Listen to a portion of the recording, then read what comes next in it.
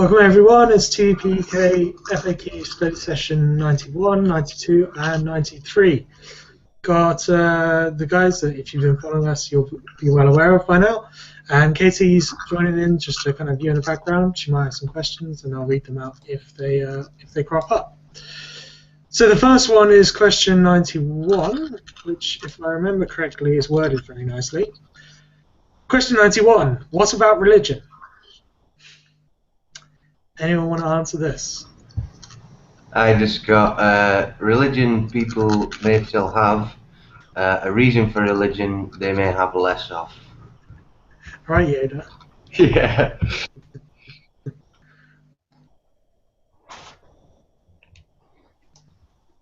I got, once the world's resources are shared amongst us all, we have all the time in the world to debate religion. No one will be forced to abandon their beliefs.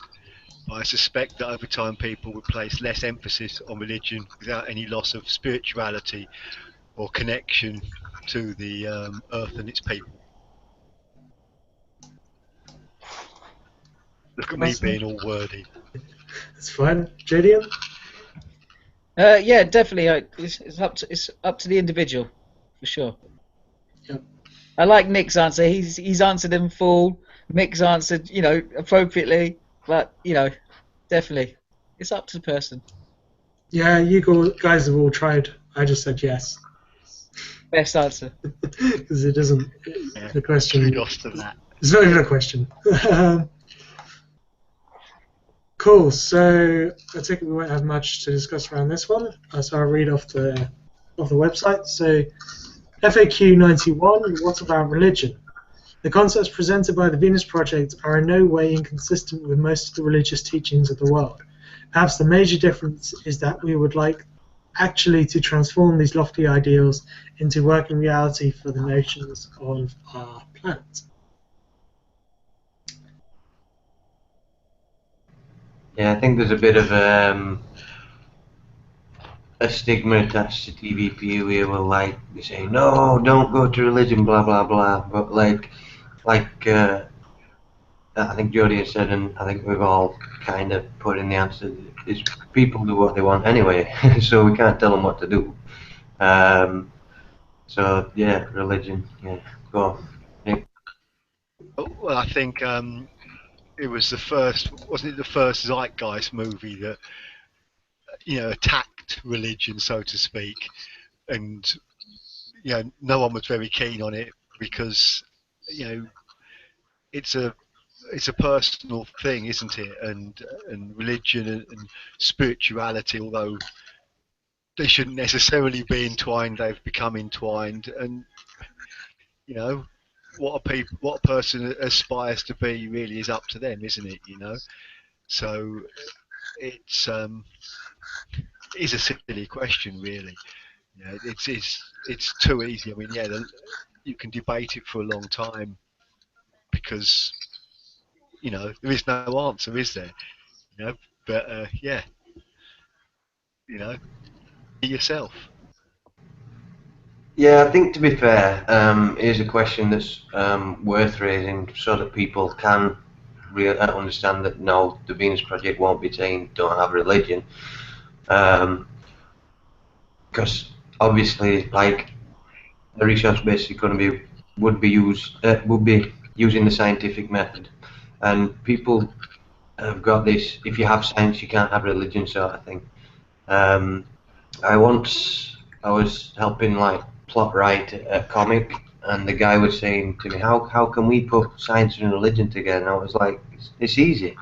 The scientists make the food, get everybody heat, shelter, light, warmth, make sure the planet's working all right, and the religious people, they can still practice their religions, and it's likely, like you see from all the cultures of the world, that will create art forms, so culture, like dance, art itself, poetry, etc. So I think it's a good thing to have in a way for those sort of subjective art forms. Yeah, it's on the backdrop of people like what's his name, Sam Harris and Peter Boghossian, guys who are very anti-religious, pro-atheist, all this kind of stuff, talking about science and the removing of that faith step, or Peter Boghossian even calls it the faith virus. And it's kind of just on that backdrop, and no, TVP wouldn't be anywhere near as aggressive as that, but in the end, it is science-based. At least the productive mechanisms that are involved in the in your day-to-day living. So yeah, people will be fine. I think I said it last week that the underlying conditions which move people towards religion will have changed and will be less. So the guy who's preaching at the church about various things, about giving and helping your neighbours and all this stuff, when the situation arises where you don't need to do any of that because everyone is cared for, then the kind of congregation, what is he teaching them anymore? Or what can they give to them? So. And I think as long as people aren't like bombing abortion clinics or chopping people's heads off for stealing stuff, then yeah, I think as far as that goes, as long as you're not killing anybody or hurting anybody, practice whatever religion you want.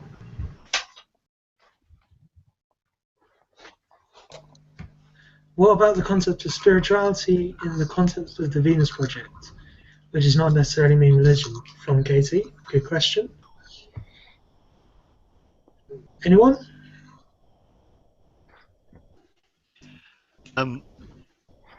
Well, I was just about to write. There's no need to save the world once saving the world and living with the world and the environment is the norm. Spirituality obviously doesn't necessarily mean religion, but it's again, in my opinion, about beliefs and what each human being chooses to put faith in, chooses to aspire to be, and the Venus Project itself is promoting that in every individual. So spirituality would be well, like everything else, essentially promoted. You could be spiritual. You know, the whole idea of a resource-based economy is to free man, essentially in the end, to free man to be human. To actually explore what it is to develop as a human being, rather than just work, sleep, die. I think just to clarify as well, like the Venus Project is not a resource-based economy. Once a resource-based economy is formed, TVP dissolves. But for me, when it comes to spirituality, it's I like the side of spirituality that says we're all connected, because we are. Everything is connected in one way or another. So that's awesome. And then when you look on the scientific level, like, you can see how it's connected. You know what I mean? You've got the education of how it's connected. Yeah, so holistic. But and this is just for me, not about like TVP or a resource-based economy, but my opinion on spirituality is that, and this is where I see it as similar to religion, not the same but similar.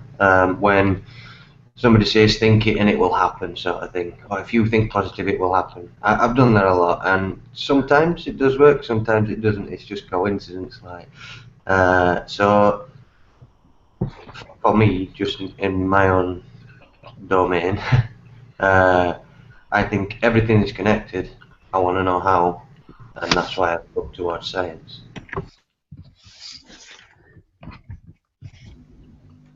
The Venus Project itself, in a couple of places, say very strongly that the Venus Project is kind of spiritualist in terms of it's trying to take those ideals and put them into reality. So, like, it goes for religion as well. Jack has said on many occasions, let's get all the churches in and let's make heaven on earth. And because we actually have the means to do that these days, but quite a lot of it's today, all the culture and everything that's gone into it keeps it out of reach. These kind of goals that like you should do it now and put off for later. So in terms of that kind of stuff, like making the brotherhood of man, or feeling part of a holistic whole in the earth and everyone else around it, like that's in the Venus Project. It's very strongly in there. So yeah, in the end, what does spirituality mean? What does it means a different thing to every different person. So it's very hard to answer.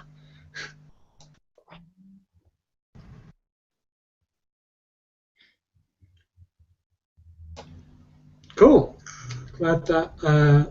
Thanks for the question there, Katie.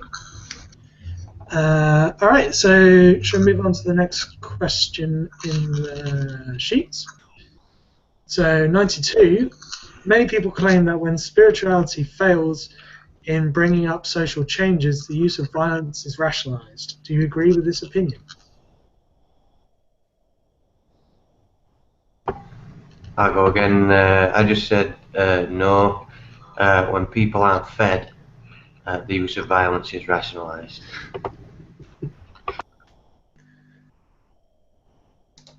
Good answer. I've written no.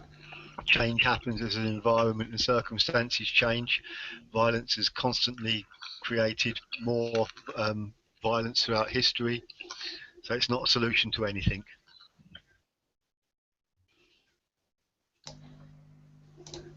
Yeah, so much the same. Events brought about through the march of events, as the Venus Project says sometimes. Primarily events that will affect the changes are environmental and technology based. Violence is not a method of bringing about positive change or any more violence.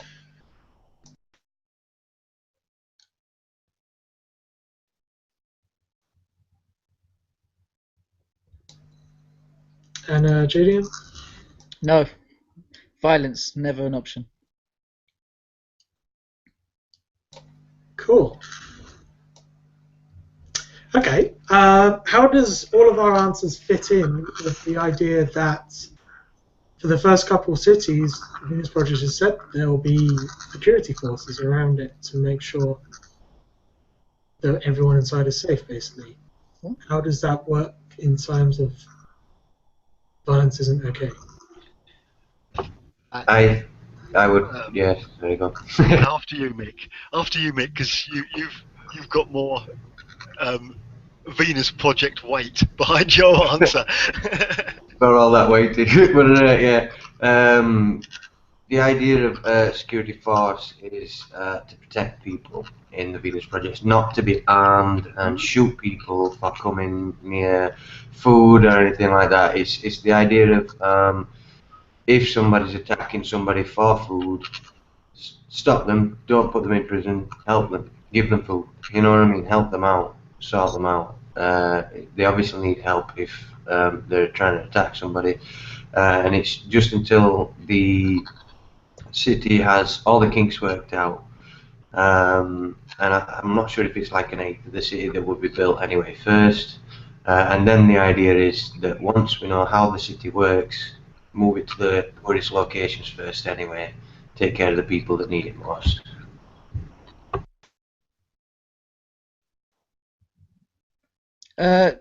My understanding of the question is that the Venus Project in this scenario is going ahead with a city whilst the rest of the world hasn't cooperated yet. Then I can't answer it because I only answer for the whole bloody planet working on the same motive. I can't see a Venus Project trying to do this because you can't do this alone. So the Venus Project will never be in a situation where they'll be alone, because if they're by themselves, they're just a little community.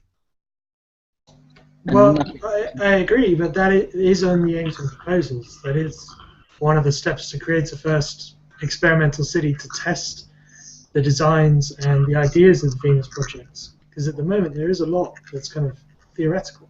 That is And yeah, the first city wouldn't be a resource-based economy.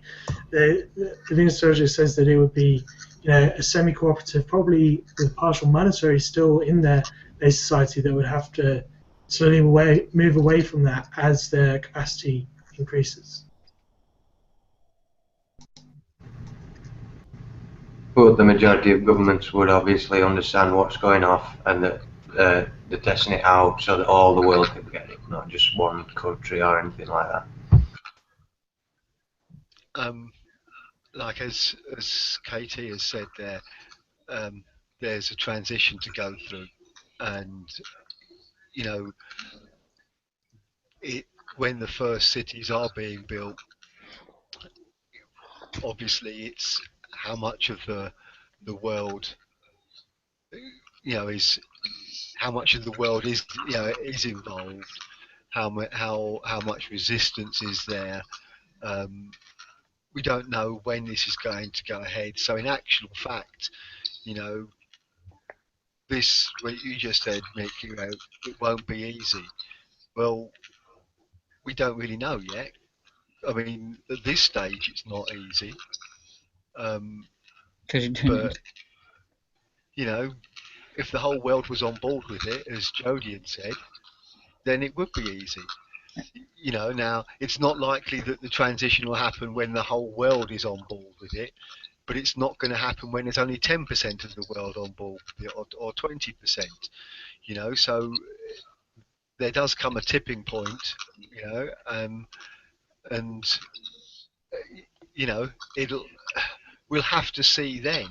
But if at the moment, as you said, there's the idea of like during a transition, there would be armed guards around the city, then possibly, depending on the time and the environment of the transition and what has caused the transition. I mean, there could have been like another global war, and someone setting up a resource-based economy on one landmass, and the rest of the world's not happy about it. So there might be need for defence, but these are all guesses, aren't they? We have to deal with what's happening now. And if there was a need for people with weapons in a transition, then I guess they would be there. But it wouldn't be that we'd want them there forever, because that would be foolish and a waste of resources.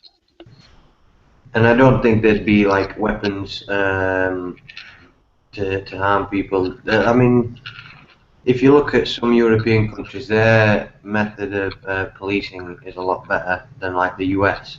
In the US, they might shoot somebody who's not even got a weapon, who's just acting angry. What was I going to say? There's a lot of variables in what might and might not happen, and we can't predict the future. So I think what we hope will happen is that we can build like an eighth of a test city, check what works, then start moving these, like build the rest of the city, so a whole city in the poorest places who need it most. With any forces, it will just be there to stop people. I don't know, like some people might go with the conspiracy theory that the Venus Project is the new world order. We've answered this one in other frequently asked questions. So people might be afraid of it.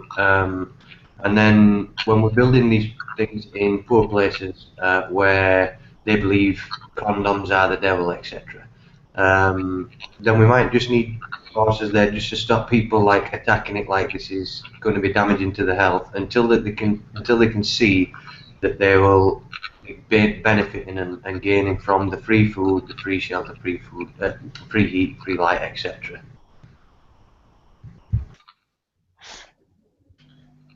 Cool. So yeah, good answers, everyone. The thing that I was trying to kind of get to with that is, whilst they might be there, in terms of this question, like we wouldn't be using force or violence to enforce values or anything like that, or to change the system outside of it. It would be, as you've all said, for protection. So that's fine. Julian, I just wanted to see whether what you said earlier about how you see the transition and why I explained. Did that make sense? Do you have any questions on that? No, all I need to say is that TVP to me is just the launch board for the resource-based economy, and I can't address my mind to anything that's not based on a system where the whole world's committed to it, and no one can answer, because if you play a game in this system, then it will just be a game within this system, regardless of what the gang's doing inside the little game. You understand? And the more I hear about this, the more I'm getting blooming angry with TVP, because it's a waste of resources and a waste of time to build a test city, which we all know is going to work. And it's really, TVP is just a jumping board to a global-based resource economy. And I'm slowly thinking I'm going to leave these guys because they're not quite on par to what an actual real global-based resource economy is. And Jax, with his own brain, should know that you can't bloody put a city up and bloody see how it runs. Because that's simple. City testing is simple. The whole project can only be running on global everybody. Yeah, Jordan. Like I think when it comes to the test city, and like if you look towards the scientific method, the idea is that we test things to see what works and what doesn't. Because if it doesn't work, then there might be more problems than we knew about. And then we'd be putting up cities that don't work, and it'd fuck everything up, and then we're back to capitalism. So the idea is you have to test it first to see what works. That's the scientific method. And then when it comes to doing these things, obviously we want to put them in the poor places first, but there is a possibility that all the cities of the world, all the governments of the world will say, right, we can all be doing this whilst they're building the city in the poorer places as well. We just need to make sure the poor places are the priority sort of thing. So I'll just reiterate that. I think I know where you're coming from, JDN. The thing is that you said we'll know it will work. The thing is, the Venus Project doesn't.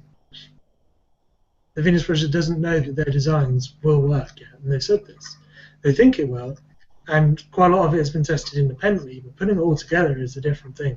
And yeah, it won't be exactly a resource-based economy. So we're again not testing the real thing, but trying to get a step closer to have a look. And in the end, whilst the city is a huge task, getting the whole world on board is an even bigger task. And I don't know. The only task. I see it as a good step. The only thing we have to do. Yeah, I completely agree. And the thing is, say if you've got a real one that's working, or at least a prototype of it, people can come and really see it and get a real good sense of it. Like the leader of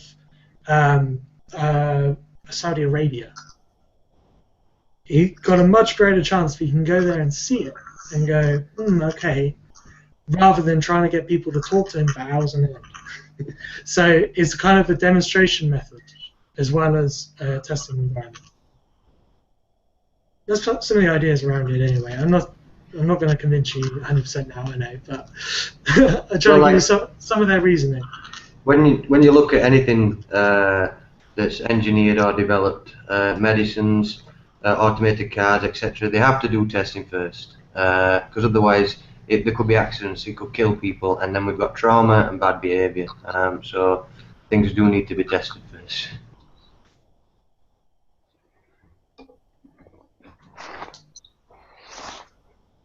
Cool. Well, I think I'll read out the real answer now, and we'll see if there's anything else that you want to discuss. So FAQ 92, many people claim that when spirituality fails in bringing up social changes, the use of violence is rationalized. Do you agree with this opinion? If we don't make the appropriate moves, there will be violence. It has nothing to do with wishes or aspirations. We feel our direction can translate spiritual teachings into working reality that avoids violence. Cool. I like their answer because they didn't do what I think all of us did and said categorically no. They said, we'll try and reduce it as much as we can, because in the end, it's a physical thing.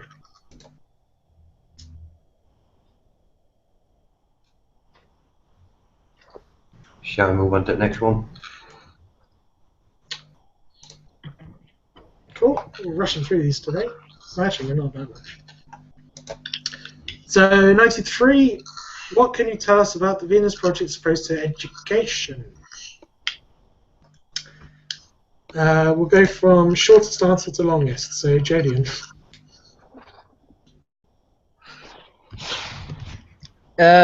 Well, in my idea, it's completely open to whoever's interests, their own interests. Whatever they want to follow, they can learn. And then that's it. Simples. Yeah, cool. I got it will be available to all without a price tag, and I speculate that there will be a lot more subjects to learn and many different ways to learn them because people learn differently. So the Venus Project's approach to education is generalist and motivated by the interests of the individual.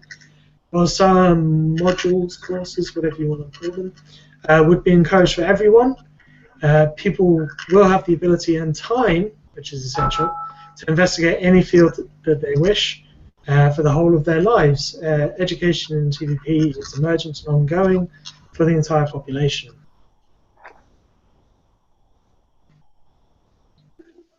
And Nick? And I put that I can't speak for the Venus Project, but I believe in a resource-based economy that education is very important, and the education system would be far more flexible than today's pointless system which tries to mould children into a predetermined, uninspiring future. A greater emphasis would be placed on what each individual wants to learn, and learning could be done at an individual's own pace. And the thing is that there's social aspects to it, but in terms of the technology of how this might work, we can see something today that's around about that, which they're called MOOCs, M-O-O-C. Khan Academy, Udemy, Coursera, lots of these things are coming online, and they're slowly gaining real recognition as qualifications now. And it's the same as what's it? Thames University Online? No, Online University. Similar things to that. In terms of you can kind of learn it as you want, learn at your own pace. You still have online collaborators if you need be. Except like today, I can't do an astrophysics course and go and just use a star, giant telescope even. So. That's the kind of changes that we'll see. So access to the resources to allow you to learn will be a big change. I think. Sorry, Nick. Yeah, I was just going to mention what Kate said. Just before that, I think Jacques mentions a couple of times about being multidisciplinarian. Right now, you get somebody who's sent through school and they'll be pointed in one direction for the job that they want to have.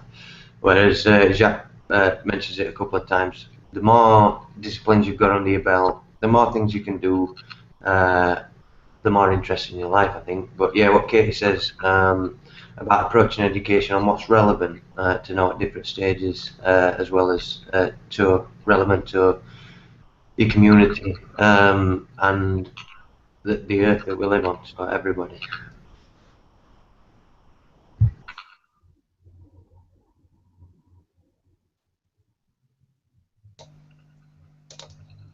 Nice. Well, I think Kate, you just mentioned something. Then again, the more you realise your fullest potential, and that's something that it would appear that when you look at children today, that as they enter the education system and travel through the education system, it's like the potential is being crushed out of them and limited, rather than actually flourishing and being encouraged like it should be.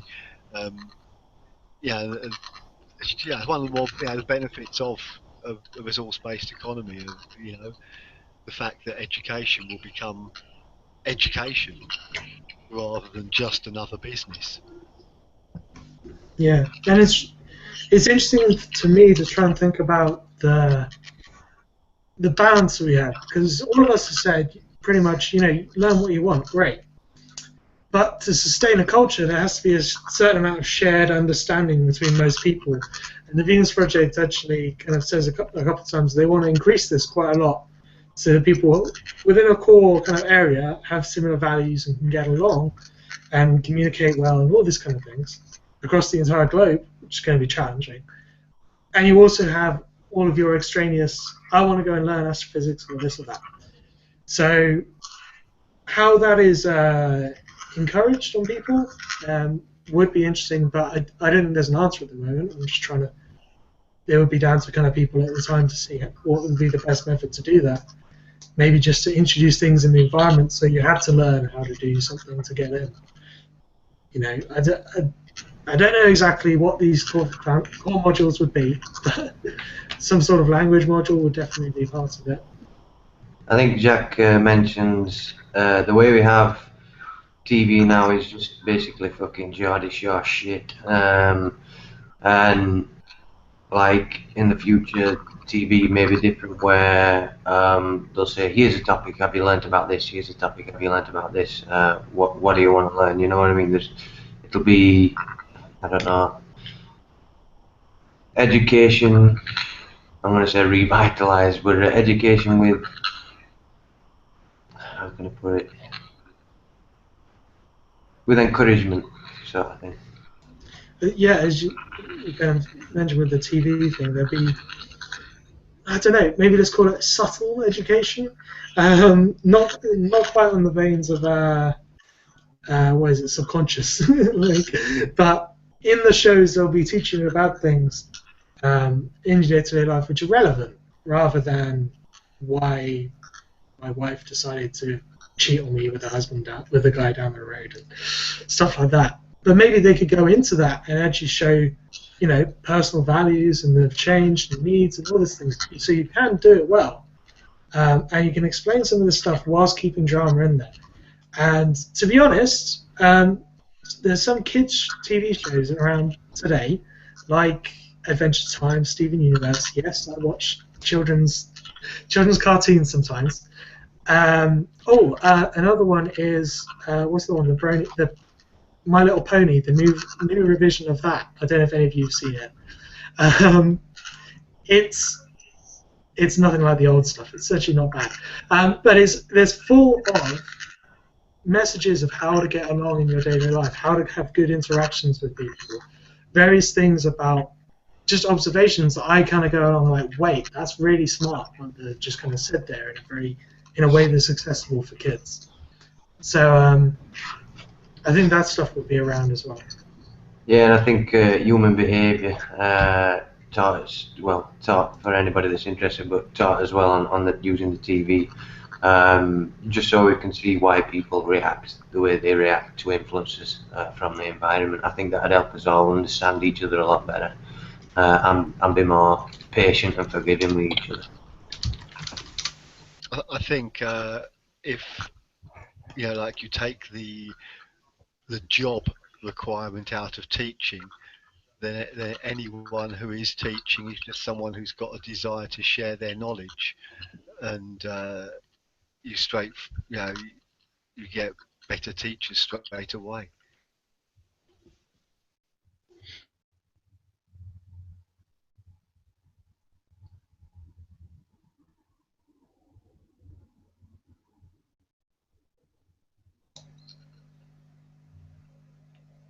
Cool.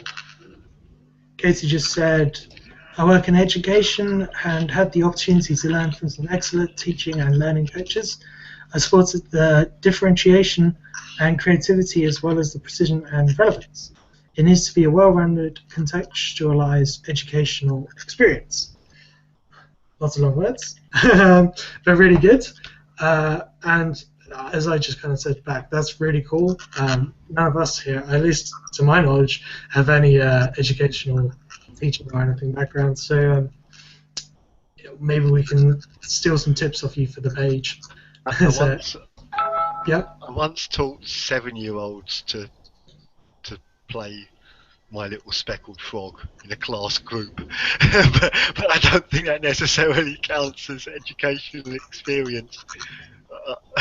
I think I think in our lovely brave new world, I would be the bloke who gets to dig the holes and then complain that it hurts his back. Yeah. What I've done is I taught some Madagascan children between like 5 and 6 a little bit of English when their languages go Malagasy, French, German, Italian, Spanish, and then English. So it was more of a herding the crowds or type situation. But it was fun. I helped my friend learn. Well, I encouraged my friend to learn about learn bass using Rocksmith, which is a pretty cool tool if you want to learn instruments. So yeah, that's all I've got. Nice. Well, we're doing these, so hopefully we'll learn something. Okay, so I'll read off the website. Question 93, what can you tell us about the Venus Project's approach to education? A high emphasis will be placed on education. The better informed children are, the richer everyone's life could be. Every child shooting up drugs today is a wasted life that you and I will ultimately pay for. Although books, videos, computers, and virtual reality would be used, most of the educational processes would be of a participatory nature, in which students could interact directly with the physical environment. They would become aware of the symbiotic interrelationships between plant and animal life. They would learn by doing in a hands-on approach, in which education and the communicative sciences would be brought into sharp focus, enabling the students actually to grasp the significance of physical phenomenon in a much more concrete way. Above all, they would learn how to interact effectively with others, to share experiences, examine alternative approaches to problems, and accept ethnic and cultural differences, replacing intolerance with understanding. A comprehensive overview of the history of all civilizations would be essential to understanding other cultures, values, and the forces that shape them. The generalist education as proposed by the Venus Project will enable students to gain a better understanding of cultures that differ from their own, leading to a better understanding of the advantage of all nations joining together for the preservation of life on planet Earth. We emphasize on a world viewpoint, it would be more difficult to persuade anyone to engage in aggressive, offensive, or belligerent behavior towards individuals and other nations. With this broader education, children would come to see that the Earth is a fantastic and bountiful place where all nations can share and prosper.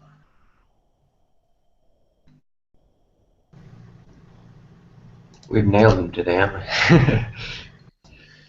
Yeah, they've been a little bit easier than some of the other ones we've had. Yeah, I appreciate their talk of hands-on learning a lot more than what I mentioned with Corsair and things like that. It's not really hands-on. So maybe I was a little bit wrong in terms of how it would work. You'd be able to actually fly to Los Angeles and sit in the room with the professor that's actually teaching you, and that would be fine.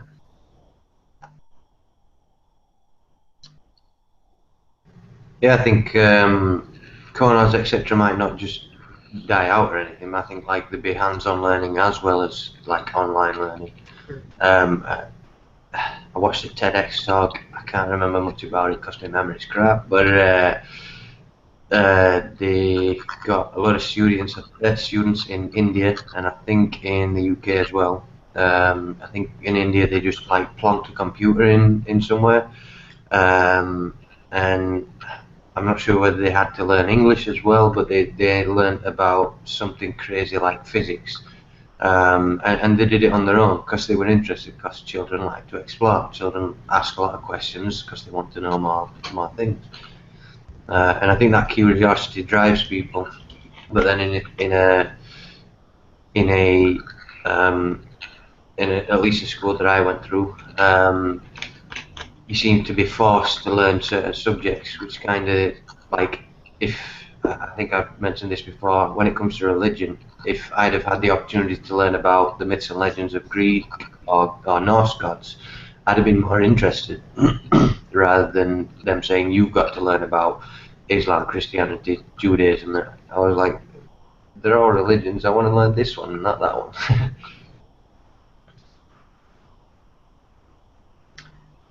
Yeah, I think children will learn lots more than facts, because that's what slowed me down going through school.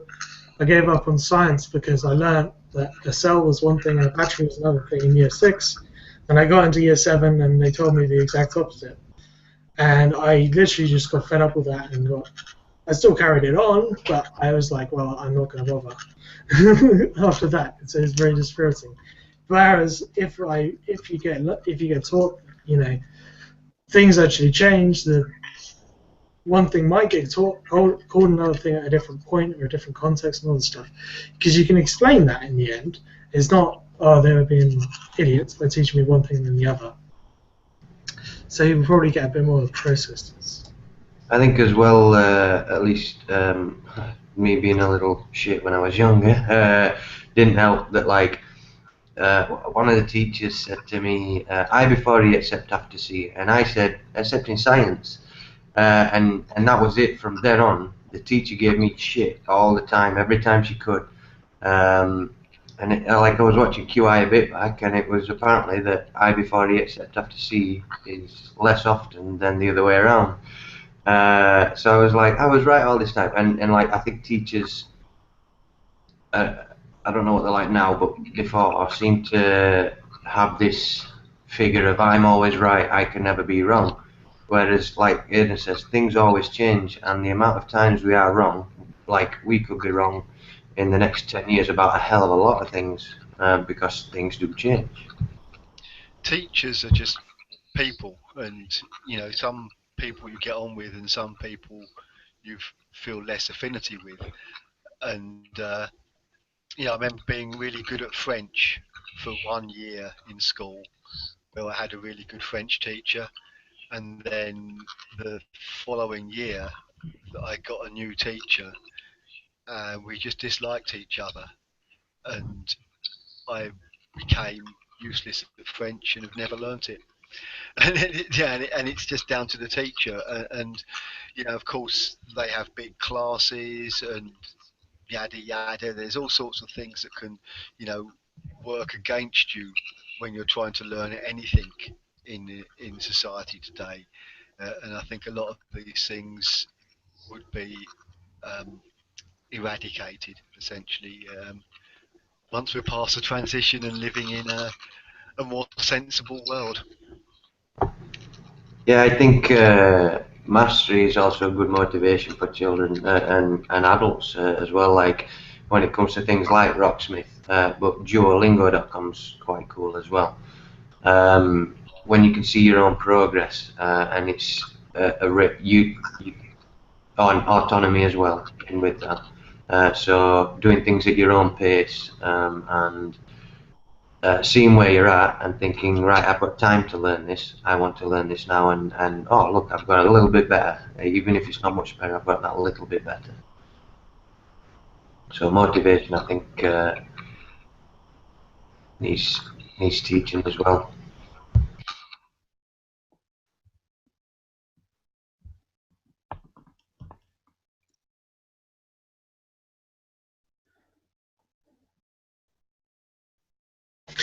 All right, as we're reading that, I'll just read it out. So Katie says, as a teacher, you have a responsibility. Teaching and learning performance management includes classroom-based observations where inappropriate behavior and classroom management would also be of an indicator. Of course, this depends on country and institution. Measuring progress is also a good point. Progress is measured against the starting point. Cool.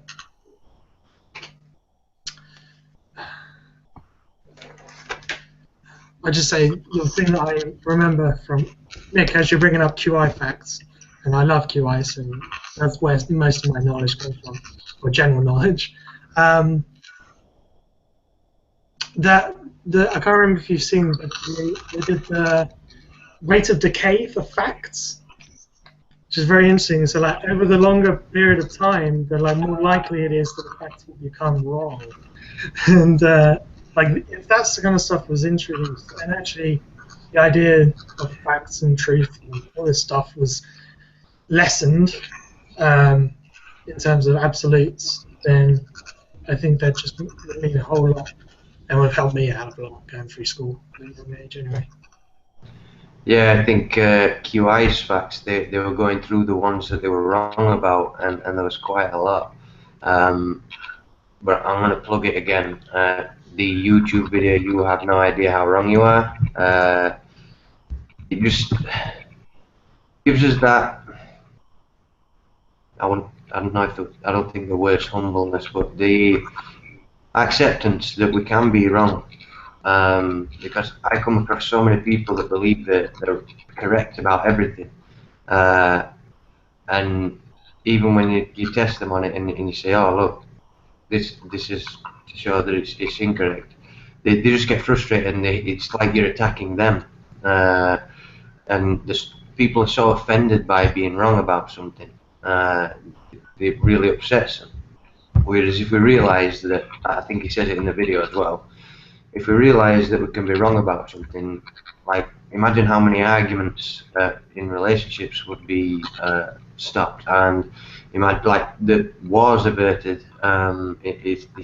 It mentions in the video. But if we're more accepting of being wrong, rather than people debating just to win, we'd be discussing things to learn. And hopefully educating yourself in the process. So yeah, I've just put the link in the chat box if anybody wants to look. It's half an hour, and it's one of the most interesting YouTube videos I've ever watched. I think you, who was it? Plato or Socrates or somebody? Why is this he who knows he knows nothing? And like I said, I know nothing, and I'm probably even wrong about that. Nice. All right. Well, I think we pretty much covered that. Yeah. All right. Well, thank you everyone for watching on the broadcast, and all my lovely participants here. And we'll see you all next week.